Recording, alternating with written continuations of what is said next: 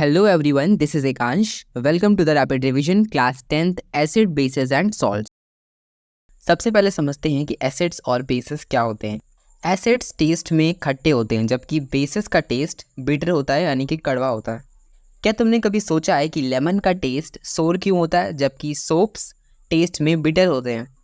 ऐसा इसलिए है क्योंकि लेमन में प्रेजेंट होता है सिट्रिक एसिड जबकि सोप्स में बेस प्रेजेंट होता है। एसिड लिटमस के कलर को ब्लू से रेड में चेंज करता है जबकि बेस रेड से ब्लू में चेंज करता है। लिटमस पेपर एक ऐसा इंडिकेटर है जिसकी हेल्प से हम ये पता कर सकते हैं कि कौन सी चीज़ एसिडिक है और कौन सी चीज़ बेसिक। एसिड्स वाटर में सॉल्युबल होते हैं बट सभी बेसेस वाटर में सॉल्युबल नहीं होते हैं और ऐसे बेसेस जो वाटर में सॉल्युबल होते हैं उनको एल्कलीज कहा जाता है। अब एसिड्स को और एसिड्स की प्रॉपर्टीज़ को थोड़ा सा और डिटेल में स्टडी करते हैं। Acids are defined as the substances which produces hydrogen ion in the water। मतलब एसिड्स ऐसे सब्सटेंसेज हैं जो वाटर में डिजोल्व होने पर H+ आयंस प्रोड्यूस करते हैं। एसिड्स के मोस्ट कॉमन एग्जांपल हैं sulphuric acid, hydrochloric acid, acetic acid, nitric acid. Next topic है रिएक्शंस ऑफ एसिड्स। इस चैप्टर में हम एसिड्स की रिएक्शंस को 5 डिफरेंट कैटेगरीज में पढ़ेंगे। First one is reaction of acid with metals, next metal carbonates, metal bicarbonates, bases and with metal oxides.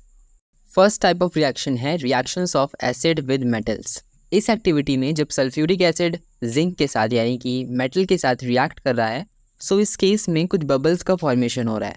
In bubbles के पास burning candle को ले जाने पर वो पॉप साउंड प्रोड्यूस कर रहा है। ये पॉप साउंड ये कंफर्म कर रहा है कि इस केस में हाइड्रोजन गैस का इवोल्यूशन हो रहा है। जब भी एसिड्स मेटल के साथ रिएक्ट करते हैं तो उस केस में वो 2 सब्सटेंस का फॉर्मेशन करते हैं, हाइड्रोजन गैस एंड सॉल्ट। अब देखते हैं कि एसिड्स कार्बोनेट्स के साथ कैसे रिएक्ट करते हैं। पहला क्वेश्चन ये है कि कार्बोनेट्स क्या होते हैं। तो कार्बोनेट्स ऐसे सब्सटेंसेस हैं या फिर ऐसे कंपाउंड्स हैं जिनमें CO3 ग्रुप प्रेजेंट होता है, Na2CO3। इसका नाम है सोडियम कार्बोनेट। जब एसिड्स मेटल कार्बोनेट्स के साथ रिएक्ट करते हैं तो वो सॉल्ट, वाटर और कार्बन डाइऑक्साइड का फॉर्मेशन करते हैं। फॉर एग्जाम्पल, जब Na2CO3 HCl यानी कि हाइड्रोक्लोरिक एसिड के साथ रिएक्ट करता है तो ये NaCl, H2O एंड CO2 का फॉर्मेशन करता है। नेक्स्ट रिएक्शन है reaction of acid with metal bicarbonates. Bicarbonates का दूसरा नाम है हाइड्रोजन कार्बोनेट। जब भी कोई एसिड मेटल बाइकार्बोनेट के साथ रिएक्ट करता है तो वो उस केस में सॉल्ट, वाटर और कार्बन डाइऑक्साइड का फॉर्मेशन करता है। मेटल बाइकार्बोनेट्स मेटल कार्बोनेट्स की तरह ही रिएक्ट करते हैं। तो दोनों ही रिएक्शन की जनरल इक्वेशन हम लिख सकते हैं एसिड प्लस मेटल कार्बोनेट्स और bicarbonates gives salt plus water plus carbon dioxide. Now the next reaction is reaction of acid with basis. जब भी एसिड्स बेस के साथ रिएक्ट करते हैं तो वो उस केस में सॉल्ट और वाटर का फॉर्मेशन करते हैं और एसिड और बेसिस की रिएक्शंस को न्यूट्रलाइजेशन रिएक्शन कहा जाता है। इस रिएक्शन में हीट एनर्जी रिलीज होती है और कोई भी गैस प्रोड्यूस नहीं होती। For example, when HCl means hydrochloric acid reacts with NaOH, which is a base, it gives NaCl and H2O. Next type of reaction है reaction of acids with metal oxides. जब भी acids metal oxide के साथ react करते हैं तो वो उस केस में salt और water का formation करते हैं। For example, HCl, which is a acid, reacts with CuO, means copper oxide. It gives copper chloride and water. इसी तरह से बेसिस भी अलग अलग कंपाउंड्स के साथ रिएक्ट करते हैं और प्रोडक्ट का फॉर्मेशन करते हैं। एसिड्स की ही तरह बेसिस वाटर में डिसॉल्व होने पर OH- आयन प्रोड्यूस करते हैं यानी कि हाइड्रोक्साइड आयंस प्रोड्यूस करते हैं। मोस्ट ऑफ द बेसिस में OH ग्रुप प्रेजेंट होता है। अब समझते हैं कि बेसिस की रिएक्शंस कैसे होती हैं। इस एग्जांपल में सोडियम हाइड्रोक्साइड जो कि एक बेस है, जिंक यानी कि मेटल के साथ रिएक्ट करके सोडियम जिंकेट जो कि एक तरीके का सॉल्ट है और हाइड्रोजन गैस H2 का फॉर्मेशन कर रहे हैं। सो बेस और मेटल की जनरल इक्वेशन हो सकती है base plus metal gives salt and hydrogen gas. Now the reaction of non metals oxides with base. इस एग्जांपल में NaOH प्लस CO2 जो कि एक नॉन मेटेलिक ऑक्साइड है रिएक्ट करके सोडियम कार्बोनेट और वाटर का फॉर्मेशन कर रहे हैं। नेक्स्ट टॉपिक है क्लासिफिकेशन ऑफ एसिड्स। तो एसिड्स को हम बेसिकली 4 मेजर कैटेगरीज में कैटेगराइज कर सकते हैं। तो फर्स्ट टाइप है ऑर्गेनिक एसिड्स। ऑर्गेनिक एसिड्स ऐसे एसिड्स होते हैं जो हमें प्लांट्स या फिर एनिमल प्रोडक्ट से मिलते हैं। फॉर एग्जांपल सिट्रिक एसिड जो कि फ्रूट्स में प्रेजेंट होता है, नेक्स्ट टाइप ऑफ एसिड है mineral acids. Mineral acids inorganic acids होते हैं। ये काफ़ी डेंजरस होते हैं और इन्हें काफ़ी प्रिकॉशंस के साथ यूज़ किया जाता है। इसका एग्जांपल है सल्फ्यूरिक एसिड, हाइड्रोक्लोरिक एसिड। इसी के साथ एसिड्स की दो और कैटेगरीज हैं, strong and weak acids. Strong acids ऐसे एसिड्स हैं जो कम्प्लीटली आयंस में डिसोसिएट हो जाते हैं, मतलब टू पार्ट्स में ब्रेक हो जाते हैं। For example sulphuric acids H2SO4 and HCl। जबकि वीक एसिड्स कम्प्लीटली आयंस में डिसोसिएट नहीं होते। For example acetic acid. Acids की ही तरह बेसिस को भी दो क्लासेस में क्लासीफाई किया जा सकता है। पहला है strong bases and second is weak basis. Strong bases भी ऐसे ही बेसिस होते हैं जो कम्प्लीटली आयंस में डिसोसिएट हो जाएं, जबकि वीक बेसिस कम्प्लीटली आयंस में डिसोसिएट नहीं होते हैं। Example of strong base is NaOH while weak base is ammonium hydroxide NH4OH। अब समझते हैं कि स्ट्रेंथ ऑफ एसिड या फिर बेस क्या होता है। pH स्केल जनरली यूज होती है to measure the H+ ion concentration, यानी कि हाइड्रोजन आयन के कंसंट्रेशन को मेजर करने के लिए pH स्केल का यूज होता है। pH में P stands for potence. Potence means power. अगर किसी सब्सटेंस का pH 7 है, इसका मतलब वो एक न्यूट्रल सब्सटेंस है। For example water. अगर किसी सब्सटेंस का pH 7 से ज़्यादा है, इसका मतलब वो एक बेस है। और अगर pH की वैल्यू 7 से कम है, तो उस केस में सॉल्यूशन एसिडिक होता है। Now what is the importance of pH in everyday life. हमारी ह्यूमन बॉडी 7.4 pH पर वर्क करती है। सिमिलरली स्टमक का pH 2 के अक्रॉस होता है। ऐसा इसलिए है क्योंकि स्टमक में प्रेजेंट होता है HCl which is used for digestion. हमारे टूथ का pH 5.5 के बिलो होना चाहिए।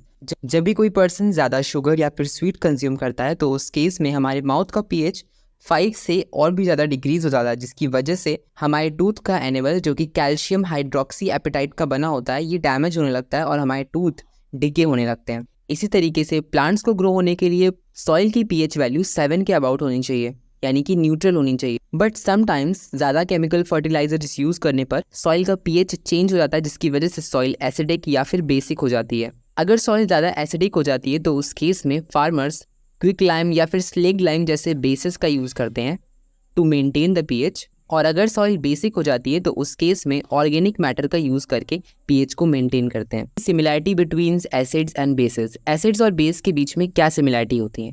पहली सिमिलैरिटी तो ये है कि एसिड और बेस दोनों ही वाटर के साथ रिएक्ट करते हैं और आयंस का प्रोडक्शन करते हैं।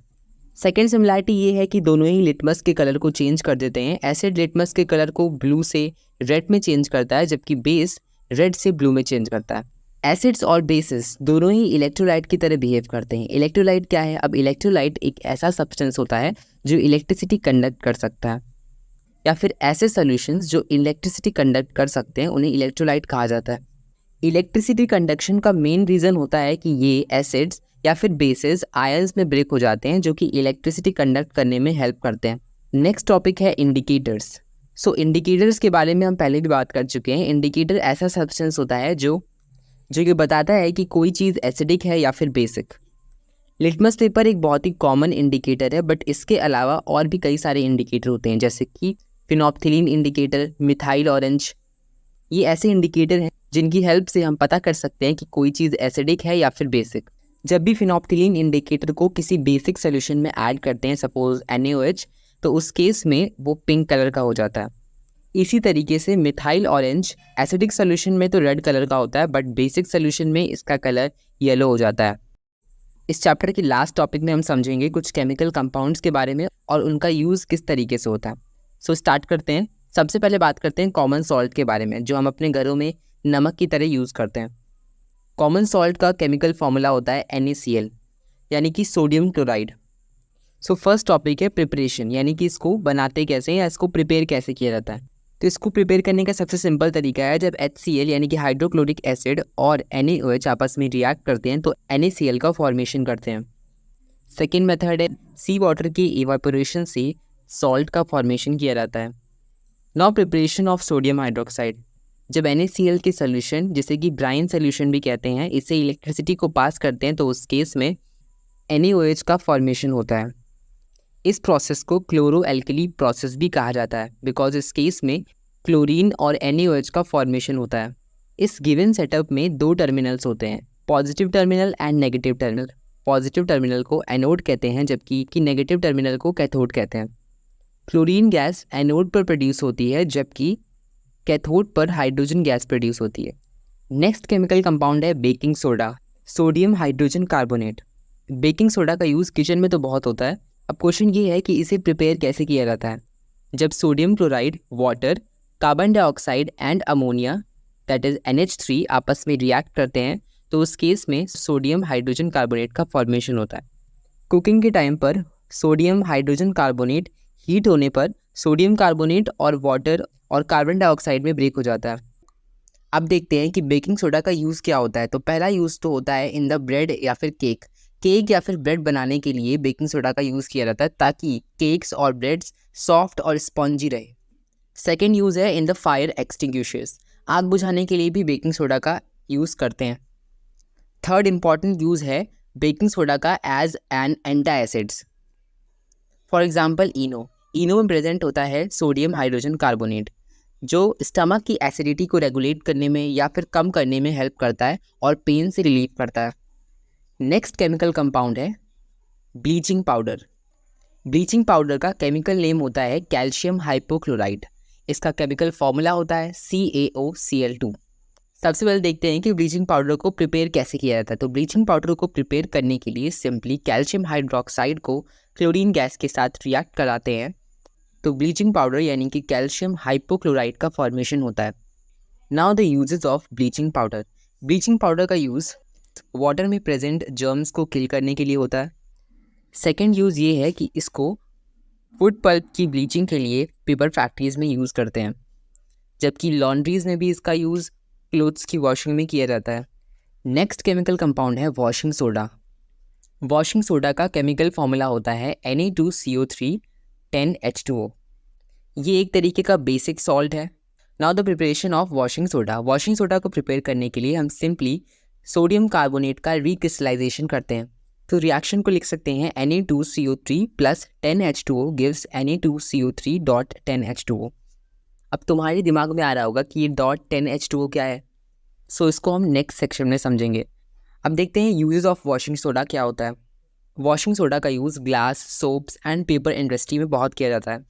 It is also used in removing permanent hardness of the water. Washing soda का यूज़ घरों में क्लीनिंग पर्पज़ के लिए भी किया जाता है। नाउ आप समझते हैं ये जो एक्स्ट्रा .10H2 है ये कहाँ से आया।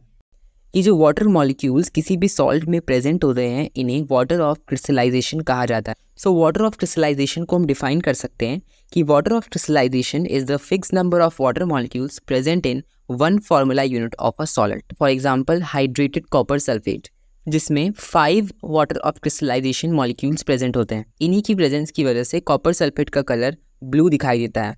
नेक्स्ट और मोस्ट इंपॉर्टेंट केमिकल कंपाउंड है प्लास्टर ऑफ पेरिस जिसे शॉर्ट में POP भी कहते हैं। अब देखते हैं कि इसको प्रिपेयर कैसे करते हैं। तो इसको प्रिपेयर करने के लिए यूज़ किया जाता है जिप्सम का। जिप्सम एक तरीके का सॉल्ट है जिसका केमिकल फॉर्मूला होता है कैल्शियम सल्फेट .2H2O। इसका मतलब जिप्सम में 2 वाटर ऑफ क्रिस्टलाइजेशन प्रेजेंट होते हैं। जब जिप्सम को 100 डिग्री सेल्सियस तक हीट करते हैं तो प्लास्टर ऑफ पेरिस का फॉर्मेशन होता है। प्लास्टर ऑफ पेरिस का केमिकल फॉर्मूला है CaSO4.12H2O और कैल्शियम सल्फेट हेमीहाइड्रेट। अब समझते हैं कि प्लास्टर ऑफ पेरिस का यूज़ कहाँ पर होता है। सो प्लास्टर ऑफ पेरिस को हॉस्पिटल्स में बहुत यूज़ करते हैं। डॉक्टर्स इसको एज अ प्लास्टर यूज़ करते हैं to treat the fractured bones. जब प्लास्टर ऑफ पेरिस को वाटर के साथ मिक्स करते हैं तो वापस से ये जिप्सम का फॉर्मेशन करता है जो कि एक हार्ड सॉलिड होता है। इसके अलावा प्लास्टर ऑफ पेरिस का यूज़ टॉयज़ बनाने में या फिर डेकोरेशन का सामान बनाने में यूज़ होता है। Thank you and meet you in the next video.